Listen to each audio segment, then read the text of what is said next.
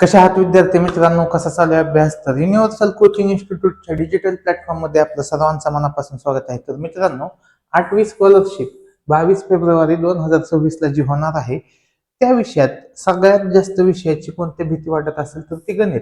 आणि गणित विषयाची भीती घालूया आणि संपूर्ण विषयाचे रिव्हिजन करूया. तर हे स्लोगन योग्य वाचताय. तर किती दिवस राहिलेच? आज आज तारीख आहे 17, 18, 19, 20, 21. आपल्याकडे 5 दिवस आहेत. डेली 20 मार्काचा अभ्यास केला तर आपला होतो 100 मार्काचा अभ्यास.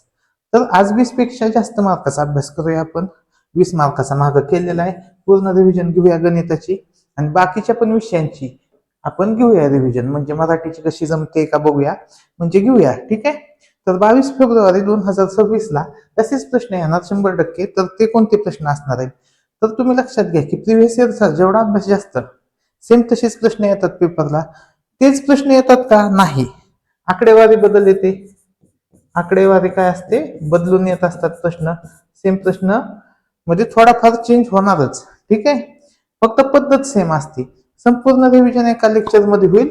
सगळ्यात महत्वाचे प्रश्न आपण ह्या लेक्चर मध्ये घेणार आहोत. तर बघा, यामध्ये आपली रिव्हिजन झालेले घटक, तर याची रिव्हिजन झाली आहे आपली संख्या ज्ञान संपूर्ण रिव्हिजन झाले. ह्याचे पण जे 7 घटक आहेत ते एकदम सोपे आहेत, त्याची रिव्हिजन झाली. म्हणजे हे 20 मार्काची रिव्हिजन झालेली आहे.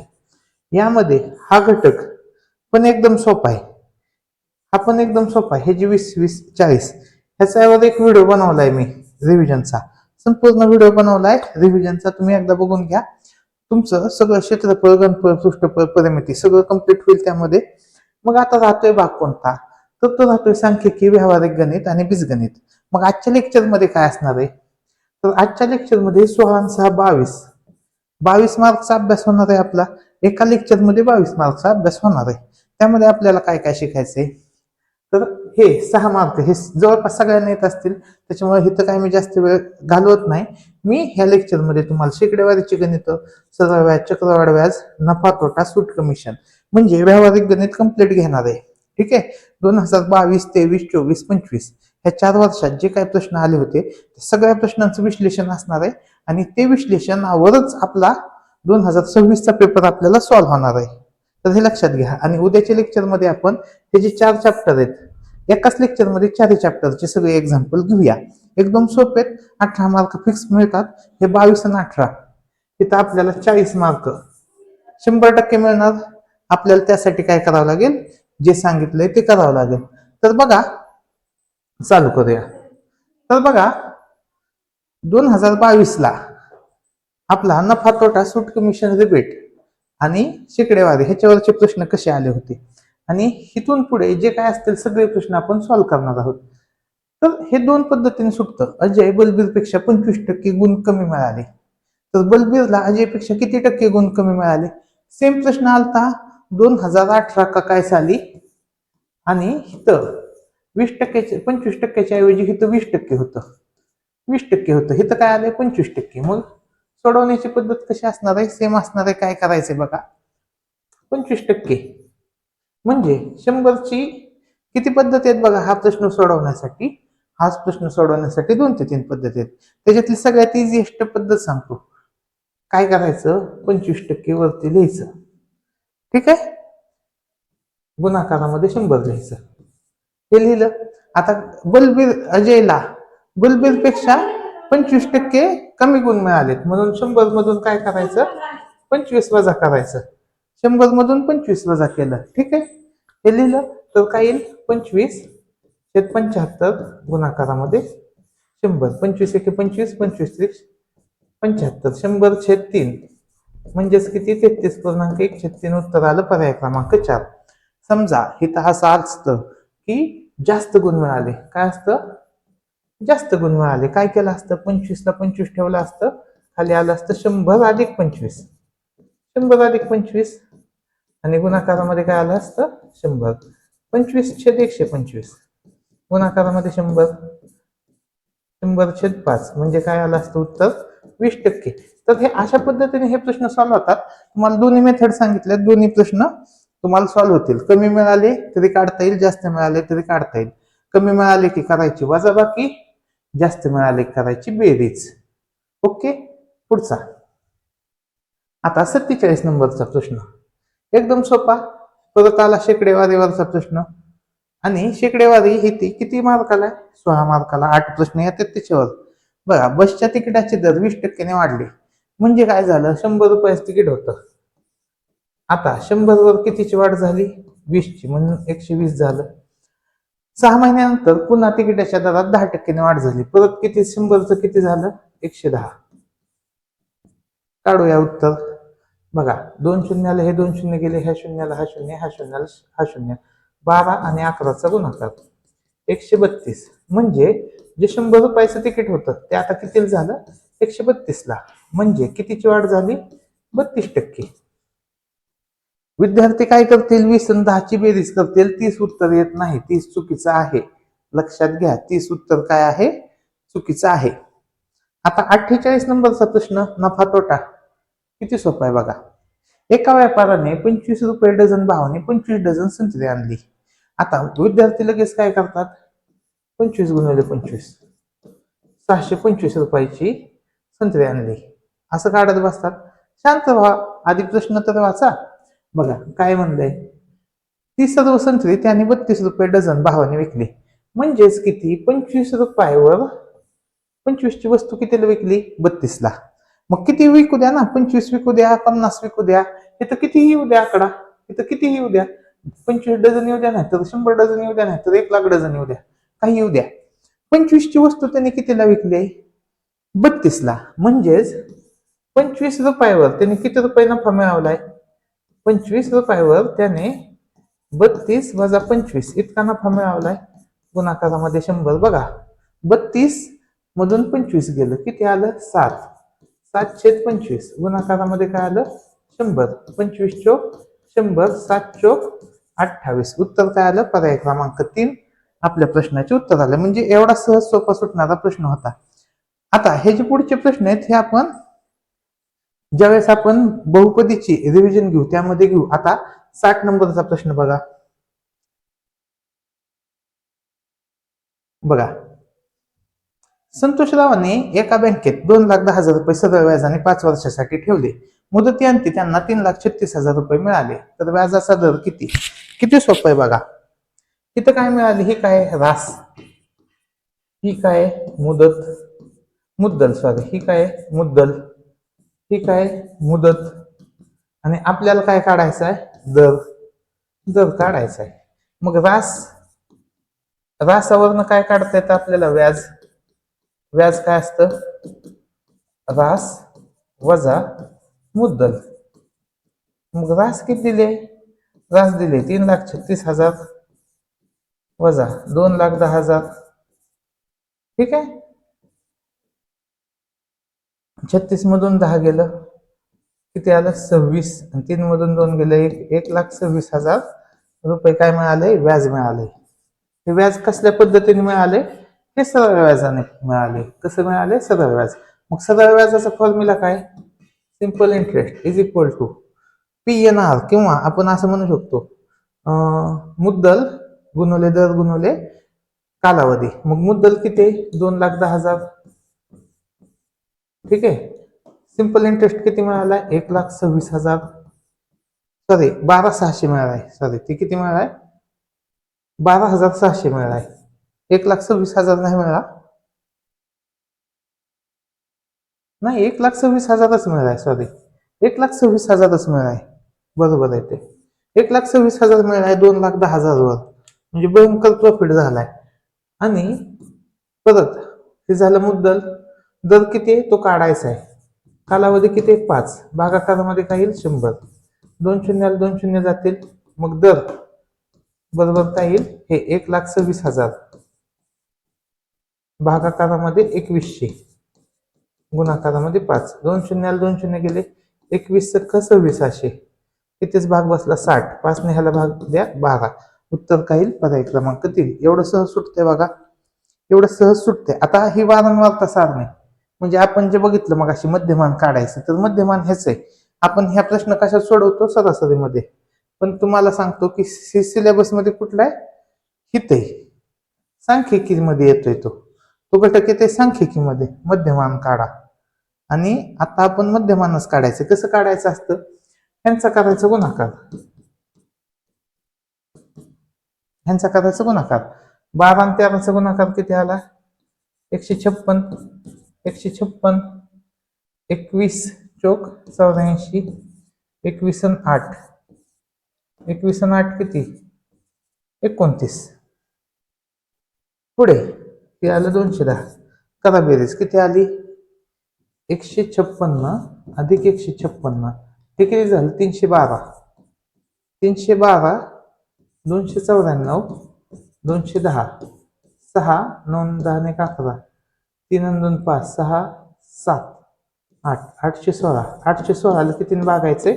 60 ने. 60 ने भागण्याच्या ऐवजी मी किती भागतो? 6 ने. परत पॉईंट देतो मी, तर 6 ने भागा. 6 के 6, 6 18, शिल्लक किती राहिलं? 3, 6 36, काल 0, म्हणजे 136 भागिले 10, म्हणजेच काय उत्तर आलं? 13.6. पर्याय क्रमांक 2 आपल्या प्रश्नाचे उत्तर आले. तर मध्यमान कशात आहे? तर मध्यमान हे सांख्यिकी मधला घटक आहे. कितीला येतं सांख्यिकी? 6 मार्काला येतं, आणि आपण ते पकडतोय सरळ ह्याच्यामध्ये. मग आता इथं बघा कुठे आहे प्रश्न? हा 67वा प्रश्न. किती प्रश्न येतात? आता आपण जे करतोय ते जवळपास तुमची 22 मार्काची तयारी होते पेपरची. 22 मार्क खूप असतात, आणि ते तुमची एका तासात होत आहेत. बघा, एका शहराची लोकसंख्या 75,000 होती. ती लोकसंख्या पुढच्या वर्षी 10% वाढली, त्यानंतर 8% कमी झाली, तिसऱ्या वर्षी 5% वाढली, तर तिसऱ्या वर्षाच्या शेवटी शहराची लोकसंख्या किती? इथं काय लिहायचं? जुनी लोकसंख्या, जुनी लोकसंख्या, आणि इकडं काय असते? नवीन लोकसंख्या. ठीक आहे, इथं काय? नवी लोकसंख्या. आता जुनी लोकसंख्या किती आहे? 75,000, गुणाकार 100, परत किती आलं? 10% वाढली, 100ची झाली 110, परत 8% कमी झाली, 100ची किती झाली? 92, परत 5% वाढली, 100ची किती झाली? 105, आणि मग इथे येईल उत्तर. हे कॅल्क्युलेशन करून उत्तर येईल. बघा, 2 0 2 0 गेले, ह्या शून्याला हा शून्य, ह्या शून्याला हा शून्य, म्हणजे 25 ने भाग जाईल, 25 त्रिक 75, 25 चोक 100, 4 ने भाग जाईल 23, मग 11 त्रिक 33, किती आलं? 33 गुणाकार 23 गुणाकार 105. ह्यांचा जे गुणाकार येईल ते आपलं उत्तर. बघा, 23 त्रिक 69, 23 त्रिक 69, 69 आणि 6 75, 759 आणि 105चा गुणाकार. 5 9 45, 25 आणि 4 29, 7 5 35 आणि 2 37, अधिक अधिक 9 5 7, हे आलं 5 9 16, 5 1 6 3 9, 79,795. पर्याय क्रमांक 3 आपल्या प्रश्नाचे उत्तर आले. एवढा सहज सुटणारा प्रश्न होता, तर तो समजून घ्या की फक्त कॅल्क्युलेशन आपल्याला करायचे, बाकी काय अवघड नव्हतं. अशोकने 15 लाख रुपयास खरेदी केलेला हार शेकडा 20% विकला, म्हणजे 15 लाखावर किती रुपये प्रॉफिट केलाय त्याने? 20%. 20/100 किती आलं? 15 2 30, आणि 1 2 3 4, 1 2 3 4, म्हणजे 3 लाख रुपये नफा मिळवला. म्हणजे 15 लाखाचा हार कितीला विकला त्याने? 18 लाखाला विकला. ठीक आहे, आता पुढे बघा, प्रश्न क्रमांक 73. प्रश्न क्रमांक 73 बघा. 73 बघा काय आहे? एक दुकानदार मोबाईलच्या छापील किमतीवर 12% सूट देतो, म्हणजे 100 रुपयाची वस्तू कितीला विकतोय तो? 100 रुपयाची वस्तू देतोय 88 ला. ही झाली छापील किंमत, आणि ही झाली विक्री किंमत. ठीक आहे, तर त्याने मोबाईल 26,400 रुपयास विकला, 26,400 ला विकला, तर त्याची छापील किंमत किती? तितकंच गुणाकार येईल. 26,400 गुणाकारामध्ये 100, भागाकारामध्ये काय येईल?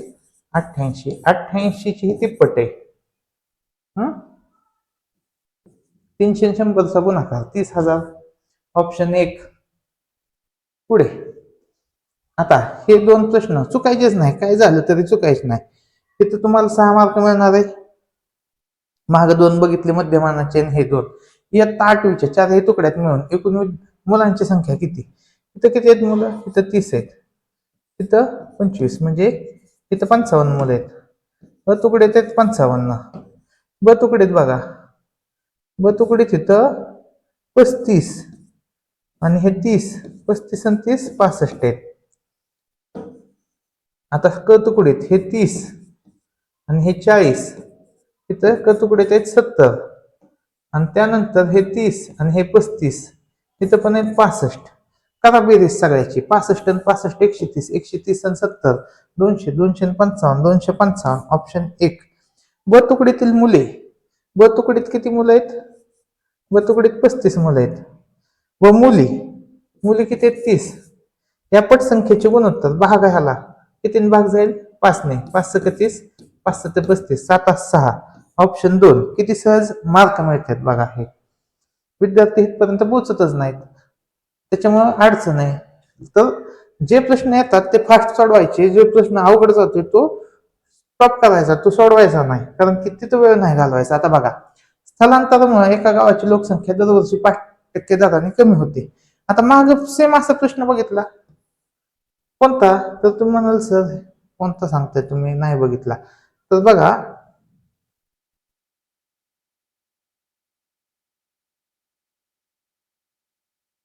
20%, 10% असा प्रश्न, त्याच टाईपचा प्रश्न येतो. म्हणजे तुम्ही प्रश्न बघा की आपल्याला एकाच पद्धतीने सोडवायचा आहे हा प्रश्न. एका शहराची लोकसंख्या 75,000 होती आणि ती 10% वाढली, 8% कमी झाली, 5% वाढली. हा प्रश्न हा प्रश्न सेम आहे. का सेम आहे बघा, 5% कमी होते आणि 2020 सालची लोकसंख्या आपल्याला किती हे विचारलं. मग तिथं सेम फॉर्म्युला येईल. तिथं जुनी लोकसंख्या येईल, तिथं नवीन लोकसंख्या येईल. मग नवीन लोकसंख्या किती आहे? 9,025 आहे. 2022 ची लोकसंख्या आता 2020 साली किती होती, मग 2020, मग 21, मग 22, म्हणजे 2 वर्षाचाच फक्त डिफरन्स काढायचा आहे. म्हणजे काय होतंय, इथं जुनी लोकसंख्या एक्स पकडली आणि काय होते, लोकसंख्या 5% दराने कमी होते. म्हणजे 100ची किती होते? 95. 100ची किती होते? 95. झालं, आलं इक्वेशन. किती सोपं आहे. मागच्या प्रश्नावरून हा प्रश्न सुटत होता. मग एक्स ची किंमत काय आली बघा, 9,025 गुणाकारामध्ये 100 2 वेळा, भागाकारामध्ये काय आलं, 2 वेळा 95. हा किती? 95चा वर्ग आहे. 9,025 हा 95चा वर्ग आहे. आणि राहिलं 100, 100, 100चा वर्ग काय आला? 10,000. ऑप्शन 1. पुढे इथं कोणता आला? 32वा प्रश्न. तर हा 32वा प्रश्न बघून घ्या. अशा टाईपचे प्रश्न येतच राहतात, सतत येतात पेपरला. एक वस्तू 150 रुपयांना विकली असता जेवढा तोटा होतो त्याच्या 1.5 नफा ती वस्तू 275 ला विकल्याने होतो. आता ह्या प्रश्नाची मेथड काय सांगितली होती मी, की इथं काय करायचा, बॉक्स बनवायचा. हे काय, त्या वस्तूची खरेदी किंमत, हे खरेदी किंमत, इकडं लिहायचा नफा, नफ्यावाली विक्री किंमत, आणि इकडे लिहायचा तोटा, तोट्यावाली विक्री किंमत. किती किमती दिल्यात? 2. एक दिली तोट्यावाली विक्री किंमत, एक दिली नफ्यावाली विक्री किंमत. आता तोट्यावाली विक्री किंमत किती आहे? 150. नफ्यावाली विक्री किंमत किती आहे? 275. मग ह्यांची करायची वजा बाकी, 275 वजा 150 भागायचं कितीने भागायचं. आता भागायचं कितीने हे लक्षात ठेवा. जेवढा तोटा होतो, किती तोटा होतो? x तोटा होतो, त्याच्या 1.5 नफा 1.5. म्हणजे जेवढा तोटा होतो, x तोटा होतो आणि त्याच्या 1.5 म्हणजे 1.5x नफा होतो. ती वस्तू 275 ला विकल्याने. ह्यांची बेरीज x अधिक 1.5x बरोबर किती आलं? 2.5x. कितीने भागायचं? ह्या 2.5 ने भागायचं. मग मिळणार कशाची आपल्याला? x ची किंमत मिळणार. ठीक आहे, हा फॉर्म्युला लक्षात ठेवा. इथं काय आलं? 125 भागिले 2.5. 25 ची 5 पट असते 125, पॉईंट मुळे उत्तर आलं 50. म्हणजे ती वस्तू 150 ला विकल्यावर 50 रुपये तोटा झाला आणि ती वस्तू 275 ला विकल्यामुळं 75 रुपये नफा झाला. म्हणजे त्या वस्तूची किंमत किती असणार? 200 रुपये. ऑप्शन 4 आपल्या प्रश्नाचे उत्तर आले. आता हा प्रश्न लय विद्यार्थ्यांना अवघड जातो. का अवघड जातो? तर तिथं किंमतच दिली नाही. किंमत दिली तर सुटतो, पण इथं किंमत नाही दिली की विद्यार्थ्यांना काय वाटतं की किती अवघड आहे. श्रीमती देसाई यांनी जेवढ्या किमतीत 30 टेबल खरेदी केली तेवढीच किंमत त्यापैकी 25 टेबल विकून मिळवली. तर त्या व्यवहारात त्यांना शेकडा नफा किंवा तोटा किती झाला? हा प्रश्न स्टार्ट करायचा आणि ज्या स्टेप सांगाल त्या स्टेप लिहायच्या. काय बघा, की एक टेबल, एका टेबलची खरेदी किंमत 1 रुपया. किती मानायची? 1 रुपया मानू. मग 30 रुपयाची खरेदी, 30 टेबलची खरेदी किंमत किती आली? 30 टेबलची खरेदी किंमत आली 30 रुपये, बरोबर. मग 25 टेबलची विक्री किंमत किती आली? 25 टेबलची विक्री किंमत आली 30 रुपये. बघा, 25 टेबलची विक्री किंमत आणि 30 टेबलची खरेदी किंमत कसे समान आहे. मग पुढे आता 25 टेबलची विक्री किंमत आली 30 रुपये, म्हणजेच 25 टेबलची खरेदी किंमत पण काढावं लागल. 25 टेबलची खरेदी किंमत किती आली?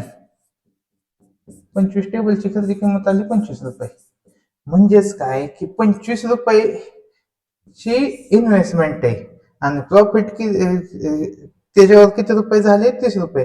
म्हणजे 25चे किती रुपये झाले? 30 रुपये. म्हणजे नफा किती झाला आपल्याला? 25 रुपया मागे 5 रुपये नफा झाला. ठीक आहे, 25 रुपये मागे 5 रुपये नफा झाला. मग तो टक्क्यात काढायचा. 5/25 गुणाकारामध्ये 100. 25 चोक 100, 5 चोक 20, 20% नफा झाला. ह्या अशा पद्धतीने सोडवायचं. स्टेप लिहायच्या, काही चुकणार नाही तुमचं. एकदम सहज सोप्या पद्धतीने सुटतं. ठीक आहे.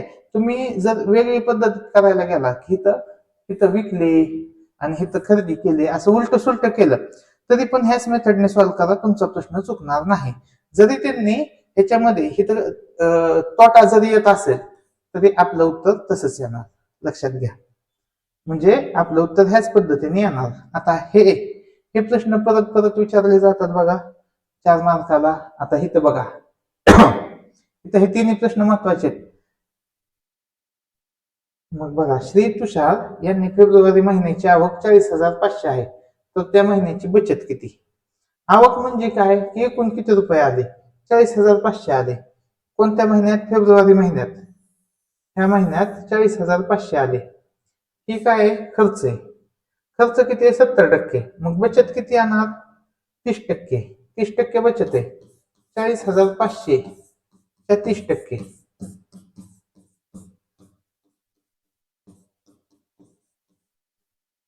शून्य येईल इथं. 5/15, 4/12, 12,150. ऑप्शन 1 आलं. मे महिन्याच्या बचतीचे खर्चाशी असलेले गुणोत्तर. मे महिन्याची बचत, मे महिन्यात किती बचत झाली बघा. मे महिन्यात झाली 15% बचत आणि खर्च किती झालाय? 85%. म्हणजे किती आलं गुणोत्तर? 15/85 म्हणजे 3/17. ऑप्शन 4.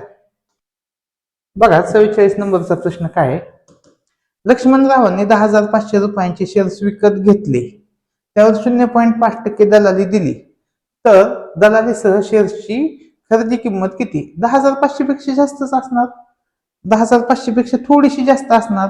तुम्ही जर पर्याय बघितले तर ऑप्शन 3च येते. 10,500 पेक्षा थोडा जास्त 15,000, म्हणजे इतके 0.5%. आणि हे तर काय जवळपास पण नाहीत. शेअर्सची खरेदी किंमत विचारली, कसं काढणार आपण? 10,500 गुणाकारामध्ये 0.5 100. बघा, पॉईंट काढला, इथं 0 आला, 2 शून्याला 2 शून्य गेले. 5 ने गुणा, 5 5 25, 5 भागिले 10 किती आलं? 10,500 गुणवले 0.5, 2 शून्याला 2 शून्य गेले, बरोबर आहे. 525 आलं, सॉरी, 525 भागिले 10, 52.5 आला.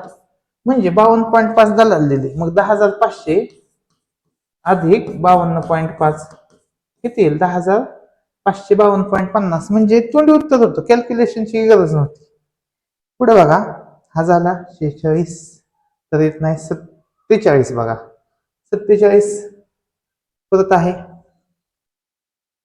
काय केलंय? दुकानदाराने 1900 रुपये छापील किंमत असताना 2 वस्तू विकताना अ व्यक्तीला 171 रुपये व ब व्यक्तीला 152 रुपये सूट दिली, तर त्या दोघांना दिलेल्या सूटमध्ये दुकानदाराने किती टक्केचा फरक केला, ह्यांचीच वजाबाकी करा ना.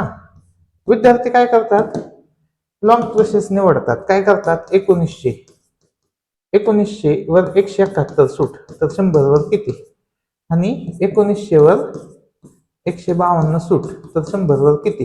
तर स्मार्ट वर्क काय आहे, एवढं करत बसायचं का, नाही. काय करायचं, 171 वजा 152 किती आलं, 19 हा फरक आला. आपल्याला फरकच काढायचा आहे, दोघांनी दिलेल्या सूट मध्ये किती टक्केचा फरक काढा. 19 1% फरक केला. हा झाला स्मार्ट वे, स्मार्ट अप्रोच. आता बघा, 51 52 53 54 55 56 ह्याच्यात कुठेच आपला तो प्रश्न नाही. 57 मध्ये नाही, 58 मध्ये आले. 58 नंबरचा आला बघा, टक्केवारीचा, शेकडेवारीचा प्रश्न. तर शेकडेवारीचे प्रश्न कसे किती सोपे येतात बघा. 31.25% म्हणजेच काय असते, 31.25 छेद 100. आता हे 2 पॉईंट घालू आपण, 3125 भागिले 100 वर 2 शून्य येतील, बरोबर. आता 25 ने भाग जाईल, 25 चोक 100, हे आलं 400. 25 एके 25, 25 दोन्ही 50, 25 पाच 125, 125 छेद 400. परत किती भाग जाईल, 5 ने, 25 ने जाईल भाग, 25 पाच 125, आणि हे 25 ची 16 पट आहे. उत्तर काय येईल, 5/16. ऑप्शन 1 हे नाही येणार, कारण किती टक्केच नाही.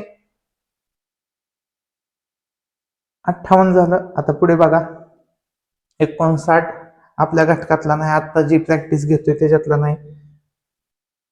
त्याच्यामध्ये 61 62 63 नाही, 64 नाही, 65 नाही, 66 नाही, 67 68 पण नाही. ठीक आहे, 69 आला. परत 69वा प्रश्न बघून घ्या. बघा, सौरभने, हा प्रश्न भारी आहे बघा, ह्याच्यात बऱ्यापैकी आपल्याला गोष्टी कळतात.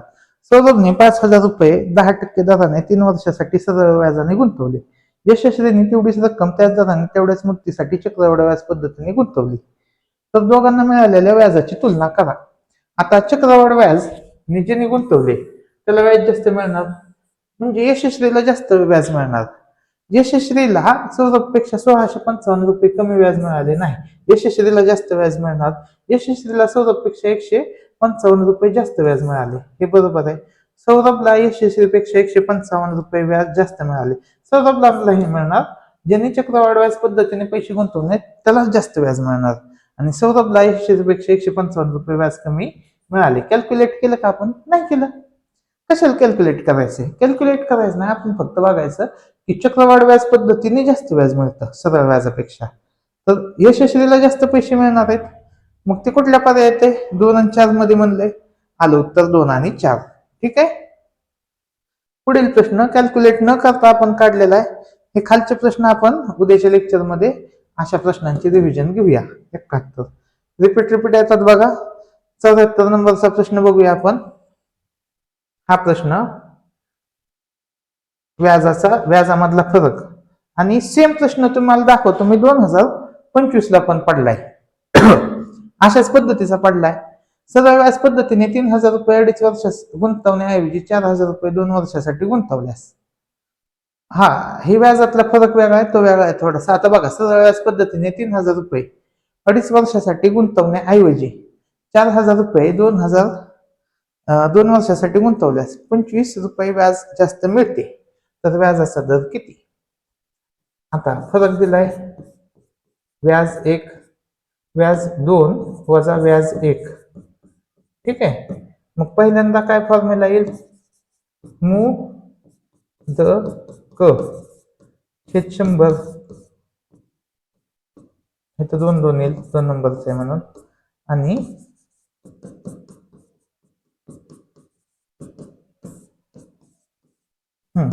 व्याजातला फरक किती आहे, 25. 25 ला 25 लिहा. मुद्दल, पहिली मुद्दल किती आहे, दुसरी मुद्दल 4,000 रुपये. दर किती आहे तोच काढायचा आहे. कालावधी किती आहे, 2 भागिले काय आलं, 100 वजा इथे किती आहे, 3,000. दर किती आहे तोच काढायचा आहे, दोन्हीकडचा दर समान आहे. आणि 2.5 वर्ष 2.5 भागिले 100. 2 शून्याला 2 शून्य गेले, ह्या 2 शून्याला 2 शून्य गेले, 40 आणि 2 ची किती झालं 80 द वजा 2.5 आणि 30चा गुणाकार असतो 75. म्हणजे 5 दर दराचे 5 पट म्हणजे 25 आहे. म्हणजे दर किती आला 25 भागिले 5, 5%. ऑप्शन 4 आपल्या प्रश्नाचे उत्तर आले. एवढं सहज सोप्या पद्धतीने ते प्रश्न सुटत आहे. पुढचा प्रश्न बघा. आता 2024 चे प्रश्न बघूया आपण.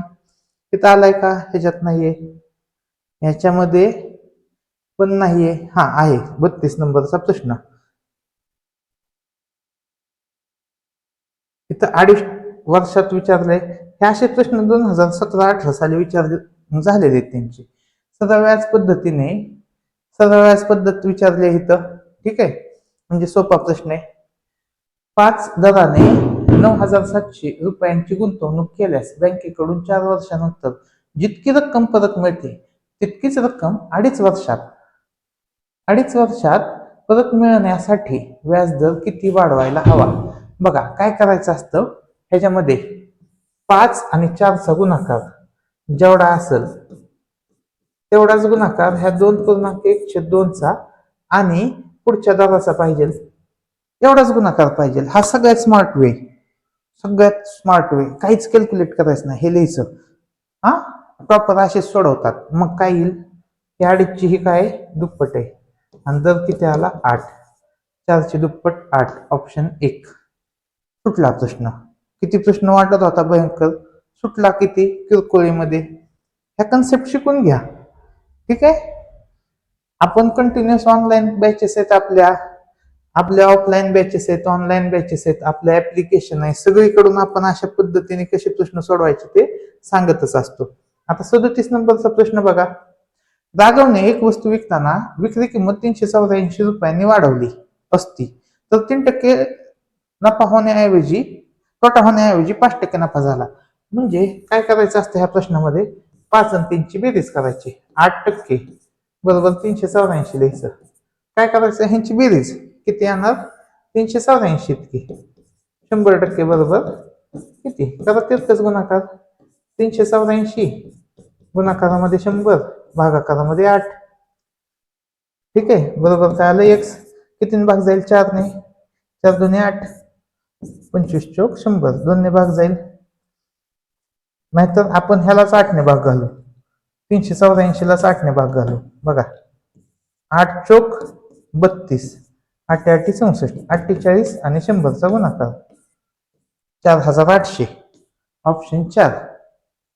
किती सोपा होता प्रश्न बघा. पुढे 37 झाला. ही नाणी नोटामध्ये प्रश्न. ठीक आहे, हे काय आपल्या ह्याच्यातलं नाही. 39 आता जे घेतोय त्यामध्ये तो येत नाही. हा परत आला कोणता 42 आणि 44. 42 बघा. तोट्याच्या चौपट विक्री किंमत असलेल्या व्यवहारातून विक्रेत्याला झालेला शेकडा तोटा किती, कसं काढायचं. तोट्याच्या चौपट विक्री किंमत, इथं लिहायचा तोटा आणि खाली लिहायची विक्री किंमत, किंवा असं लिहू तोटा आणि इथं लिहू विक्री किंमत. तोट्याच्या चौपट विक्री किंमत आहे, म्हणजे तोटा x आहे तर विक्री किंमत किती आहे 4x आहे. मग खरेदी किंमत किती आहे, खरेदी किंमत आहे 5x. कारण की काय असतं फॉर्म्युला, तोटा अधिक विक्री किंमत बरोबर खरेदी किंमत, हा फॉर्म्युला असतो, लक्षात घ्या. म्हणजे 5x काय आली खरेदी किंमत, तर शेकडा तोटा. शेकडा तोटा कसा असतंय, खरेदी किंमत एकूण तोटा भागिले खरेदी किंमत गुणाकारामध्ये 100. x ला x जाईल, 100/5 येईल, उत्तर येईल 20%. ऑप्शन 1 आपल्या प्रश्नाचे उत्तर आले. सहज सोपा होता. बघा ह्या 43 नंबरचा जो प्रश्न आहे, अशा प्रश्नाची आपण रिव्हिजन घेतलेली आहे. आता बघा, प्रत्येक 500 रुपये किमतीचे शेअर्स खरेदी करताना पहिला 3% दलालीसह 46,350 रुपये खर्च आला. तर तिने शेअर्सची खरेदी केली, किती शेअर्स खरेदी केले असतील बघा. एकदम सोपा प्रश्न आहे. 500 रुपयावर 3%, मग 500चे 3% काढा, किती आला, एक शेअर मिळाला 515 ला. एका शेअरची खरेदी किंमत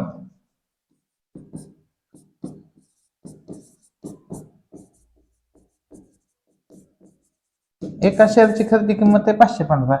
मग 46,350 भागिले काय येईल 515. ठीक आहे. मग भाग द्या आणि उत्तर काढा. मग भाग देऊन उत्तर काढायला जड जाते. मग बघा 515 इथं किती आहे 0, म्हणजे ही ह्याच्या किती दुपटीत असेल की नाही. भाग जाताना काय येईल उत्तर येईल 2. कारण की तुम्ही जर बघितलं तर ह्याला 1 ने गुणलं तर 5 येतं, 3 ने गुणलं 5 येतं, 5 ने गुणलं 5 येतं एकक स्थानाला, 7 ने गुणलं 5 येतं, 9 ने गुणलं 5 येतं. मग ह्याला 2 ने गुणलं 0 येतंय. आपल्याला इथं काय यायला पाहिजे 0. 0 ने गुणलं 0 येते, म्हणजे 90 ने गुणलं हे तिथं 0 येते. उत्तर काय येते ऑप्शन 2. कॅल्क्युलेशन न करता येते उत्तर. वाटल्यास तुम्ही भाग देत बसा, उत्तर काढा. स्मार्ट वेने सोडवण्याचा प्रयत्न करा तुम्ही. ठीक आहे. आणि ज्यांना ते नको असेल त्यांनी ते सोडवत बसा. पुढे आता हे 50-51चा प्रश्न आला. दरवर्षी येतोच, दरवर्षी त्याच पद्धतीने येतो. बघा इयत्ता 8वीतील उपस्थित मुलांपेक्षा उपस्थित मुली शेकडा किती जास्त आहेत. इयत्ता 8वीतील उपस्थित मुले किती आहेत मुलं उपस्थित 22. किती आहेत मुली सॉरी किती मुलं उपस्थित आहेत 20 आणि 22 मुली आहेत. इयत्ता 8वीतील उपस्थित मुलांपेक्षा मुली 22 जास्त आहेत. तर शेकडा किती जास्त आहेत 20 वर किती जास्त आहे 2. तर 100वर 10%, 10% जास्त आहे. मुले व मुली मिळून उपस्थित पाहिल्यास कोणत्या इयत्तेतील उपस्थिती सर्वात कमी आहे. सगळ्यात कमी उपस्थिती हीच बाब दिसते सगळ्यात 6वी. उत्तर येते 6वी. आता 52 नंबरचा प्रश्न बघू. बघा किती सोपा आलता. 780 ते 25% म्हणजे 780 गुणिले 25 चे 100 बरोबर 1950 गुणिले m चे 100. त्या 2 शून्याला 2 शून्य गेले. m ची किंमत काय आली 780 गुणाकारात 25 भागिले 1950. कितीच्या पाड्यात बसते 25 नेच भाग देऊ. 25 1 25, 25 7 पावणे 200, 25 8 200, 78 ने ह्याला भाग जाईल उत्तर येईल 10. ऑप्शन 1 आपल्या प्रश्नाचे उत्तर येईल. किती सहज सोपे प्रश्न आहेत बघा हे. पुढे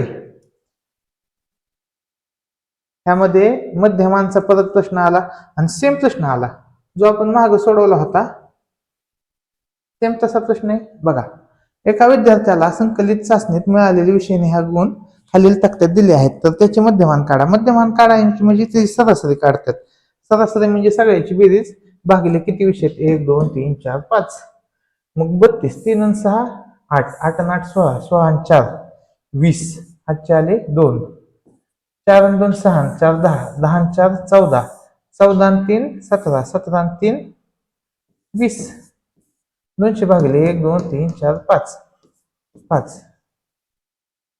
200 ला 5 ने भागलं उत्तर काय आलं 5 चोक 20 40. ॲव्हरेज किती मार्क मिळेल त्याला 40. त्यानंतर 61.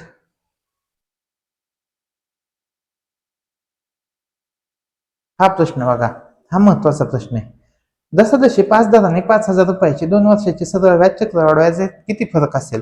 आता 61 नंबरचा जो प्रश्न आहे तुम्हाला मी हा 2024 चा आहे, तुम्हाला 25 चा पेपर दाखवतो. आला. जसजसे 12 दराने 10,000 रुपये मुद्दलाचे 2 वर्षाची चक्रवाढ व्याज व सरळ व्याज यांच्यातील फरक किती रुपये. म्हणजे मागचा जो प्रश्न आहे तोच प्रश्न आलाय. आकडे बदललेत फक्त. मग प्रश्न कसा सोडवायचा असतंय. मग बघा 5,000 येईल 2 वर्षाचं काढायचंय आणि किती दर आहे 5. मग कसं करायचं 5,000 गुणिले 5 100. आता कसं येते काय येते ह्याच्यावर सेपरेट व्हिडिओ बनवलाय तो बघा. इथं फक्त मी मेथड सांगेल ही लक्षातच ठेवा. 5,000 आणि 5 ह्यांचा गुणाकार करायचा भागिले 100. किती आलं 5 5 25, 250. 250 ला परत 5 ने 5 100 करायचं. परत अजून एकदा 2 वर्षाच काढायचं म्हणून शून्याला 0 गेलं. 25 5 1,600, 1,600/10 म्हणजे 12.5. उत्तर किती आलं 12.5. आता सेम प्रश्न आपण बघू 2025 चा.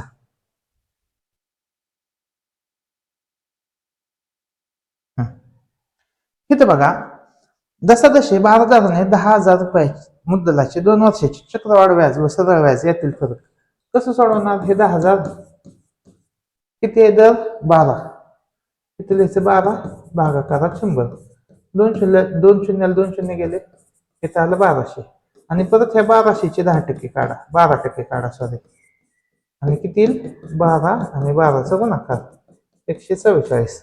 ऑप्शन 3 सेम पद्धतीने सुटले.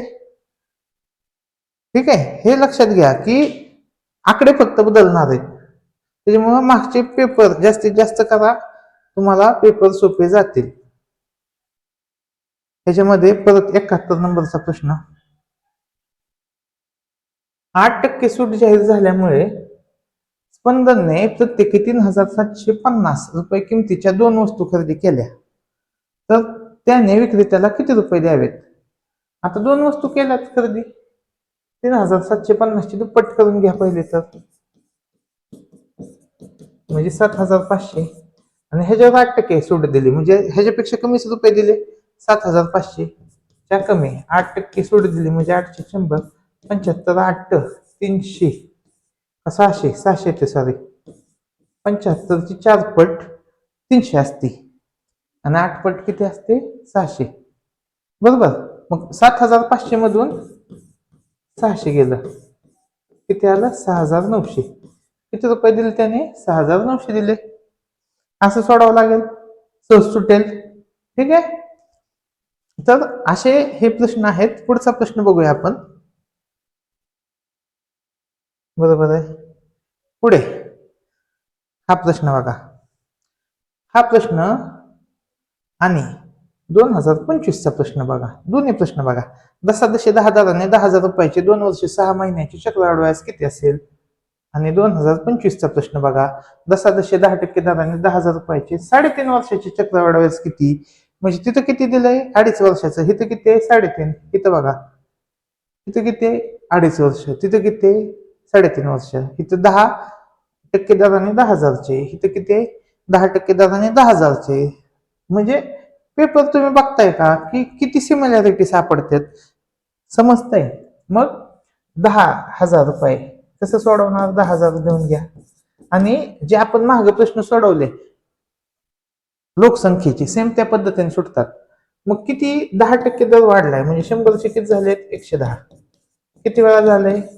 2 वर्ष, म्हणजे 2दा झालं, 2 वर्षात 2दा, आणि 6 महिन्यात 100चे किती होतील? 100 वर किती वाढल? 100 वर वर्षाला 10 वाढत होतं, म्हणजे 100ची होत होती 110, पण आता 6 महिन्यात किती होईल? 105च होईल. किती होईल? 105. तर हे असं लिहावं लागेल. असं लिहिलं की आलं उत्तर. बघा, 2 शून्याला 2 शून्य, ह्या 2 शून्याला 2 शून्य, ह्याला हा, ह्याला हा, 11चा गुणाकार 121, 121 गुणाकारामध्ये 105, इथं किती आलं? 5 1 5, 5 2 10, इथं आलं 605.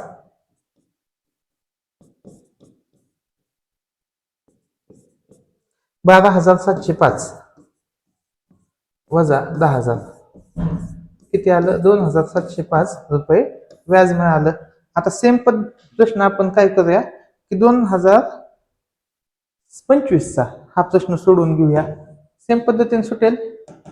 कसा येईल बघा, काय करावं लागेल? 10,000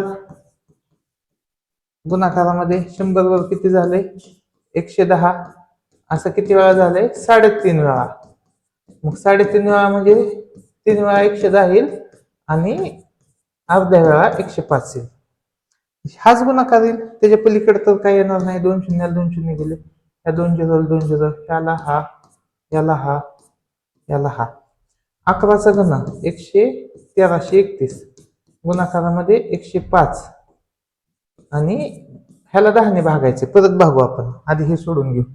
5 1 5, 5 1 15, हातचा 1, 5 1 15 आणि 1 16, 5 1 5 आणि 1 6, अधिक अधिक 1 3 3 1, 5 5 7 9 3 1, ह्याच्यातून 10 ने भागले ह्याला, तर हे तेल पॉइंट, आणि ह्याच्यातून 10,000 वजा करा.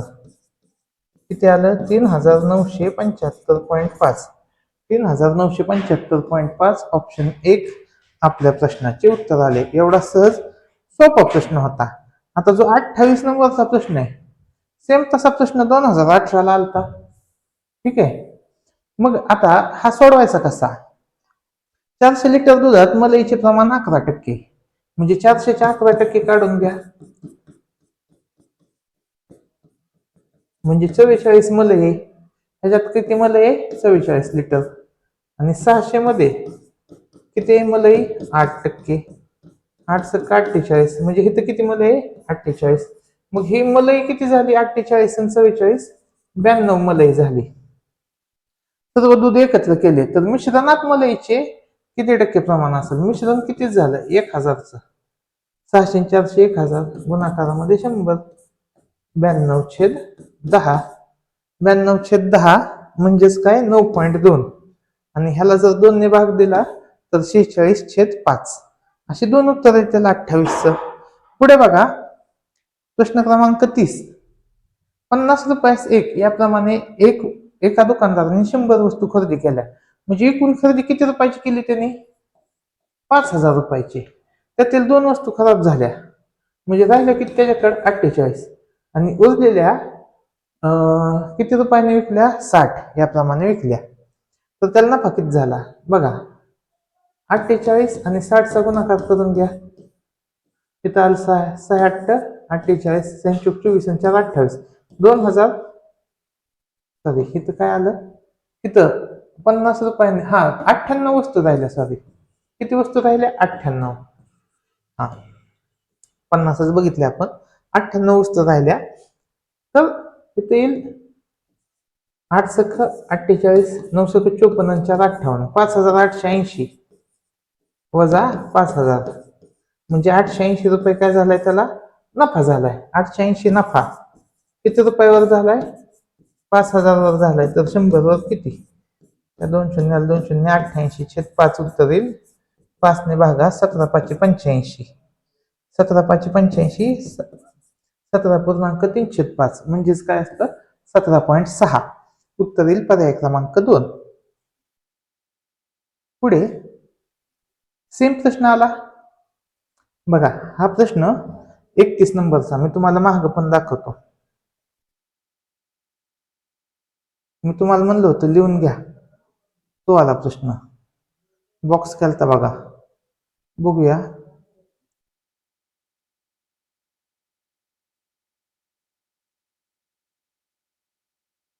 कोणता आहे? आपण घेतला होता, पण सेम पद्धतीचा प्रश्न सोडवून घेतला होता. इथंच होता. बघूया.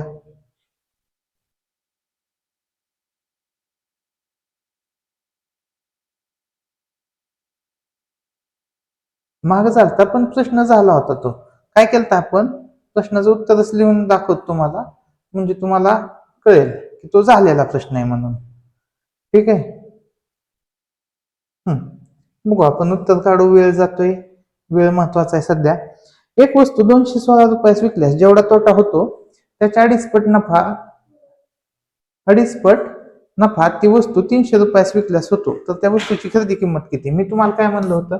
तिथं बॉक्स बनवून घ्यायचा खरेदी किंमतीचा. खरेदी किंमत इकडे काय आला? नफ्यावाली विक्री किंमत. आणि इथं काय?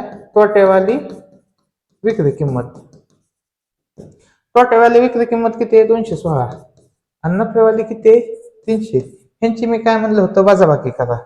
300 वजा 216. भागाकारामध्ये काय लिहायचं? तर जेवढा तोटा होतो x, नफा किती होतोय? 2.5x. ह्यांची बेरीज करा. 3.5x. आणि ह्याच्यातल्या 3.5 ने ह्याला भागा. किती आलं बघा? 84/3.5 म्हणजे 840/35. किती भाग जाईल? 7 ने. 7×5 35, 12×7 84. 120/5 किती आलं? 24. म्हणजे 24 रुपये काय आलाय? 24 रुपये तोटा आहे. आणि 24ची 2.5 पट केली तर किती आली? 60. 60 काय आलाय? नफा आलाय. मग 300तून 60 वजा केलं किंवा 216 24 मिसळलं, उत्तर काय ते? 240. पर्याय 4. सेम प्रश्न बघायचा आपण सोडून दिला होता. बघूया.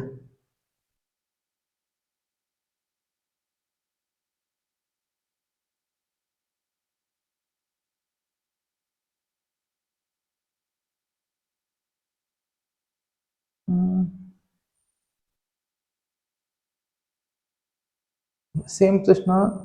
म्हणजे प्रश्न काय होते, जास्तीत जास्त जर तुम्ही रिव्हिजन केले, मागचे मागचे प्रश्न सोडवत गेलात, तर तुम्हाला एक असा अंदाज येऊन जाईल की प्रश्न काय होत आहेत, रिपीट होत आहेत, कंटिन्यू तेच तेच तेच तेच तेच प्रश्न तुम्हाला बघायला मिळत आहेत. आणि मग तुम्हाला पेपरची भीती वाटणार नाही. हा, हे पहिल्या प्रश्नाकडे आलो आपण.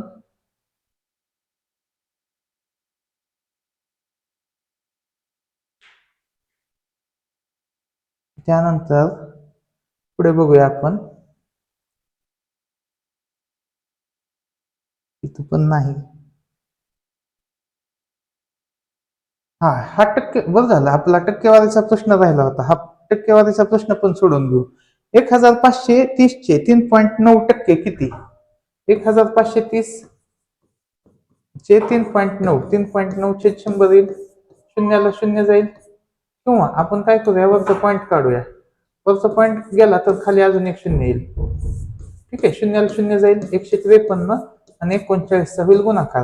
त्यांचा गुणाकार किती दिसतोय? 5967 आहे, कारण की सगळीकडे तेच गुणाकार आहे. मग भागिले 100 म्हणजेच काय येईल? 59.67 उत्तर येईल.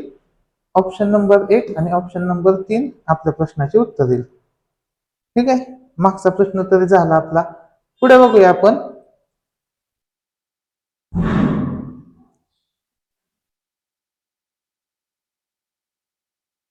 हा प्रश्न बघा, 32वा प्रश्न. आता जो मी म्हणलं होतं तो प्रश्न, हा 32वा प्रश्न कसा आहे? सेम आहे. मग आता थोडेच प्रश्न राहिलेत, ते प्रश्न झालं की आपला हा टॉपिक कंप्लीट होतोय आणि तुमची 16 मार्काची रिव्हिजन काय होते? पक्की होते. तर बघा पुढचं बघा.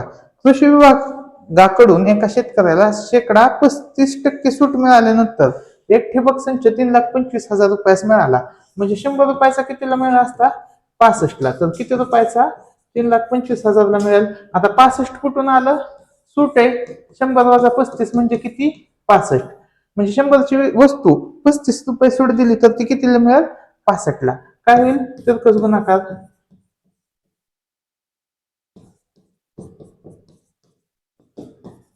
65ची 5 पट आहे, 500 गुणवले 100, 5 लाख उत्तर येईल. बरोबर आहे.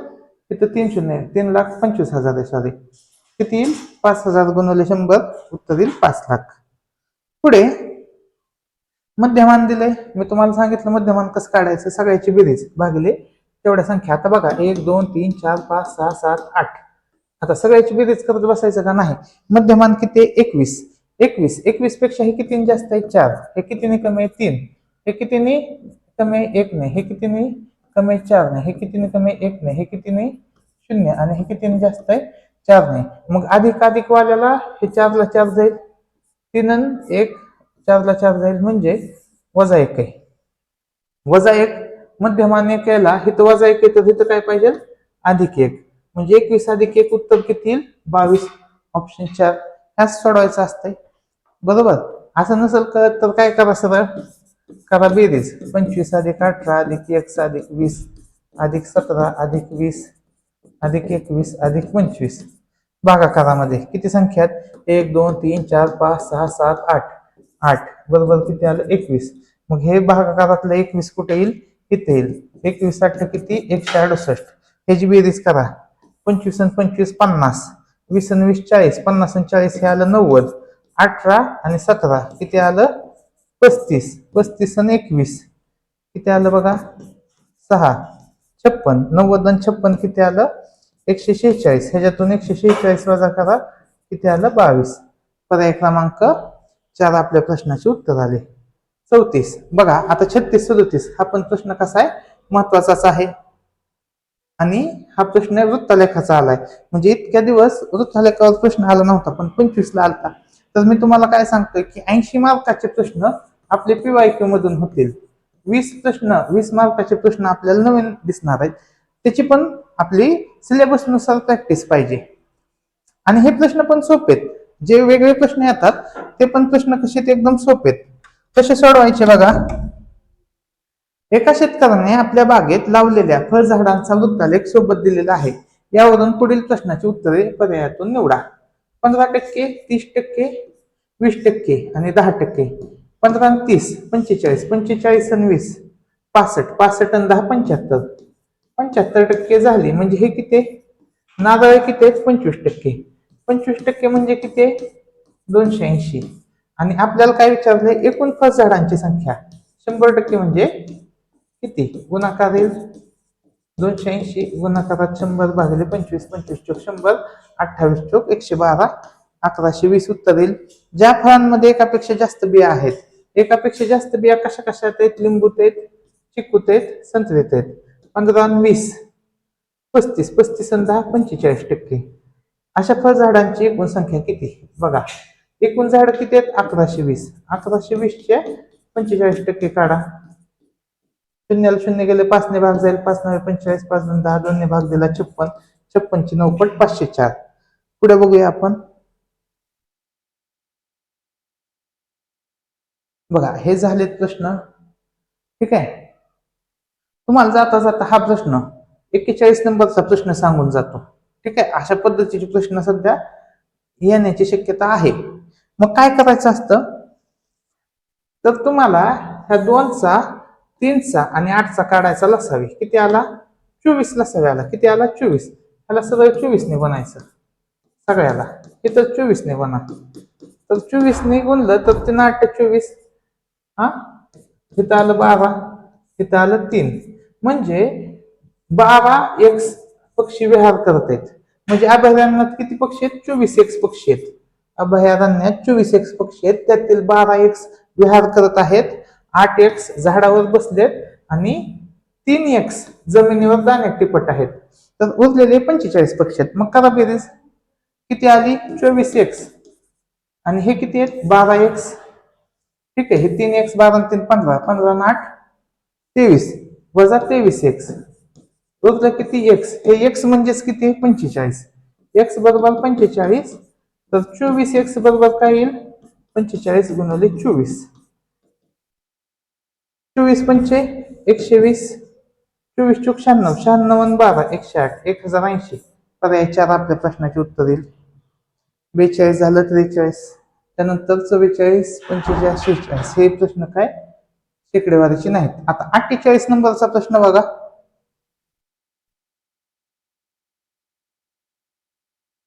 एक दुकानदार 2 वस्तू प्रत्येकी 1200 रुपयास विकल्याने पहिल्या वस्तूवर शेकडा 20% नफा झाला, दुसऱ्या वस्तूवर शेकडा 20% तोटा झाला.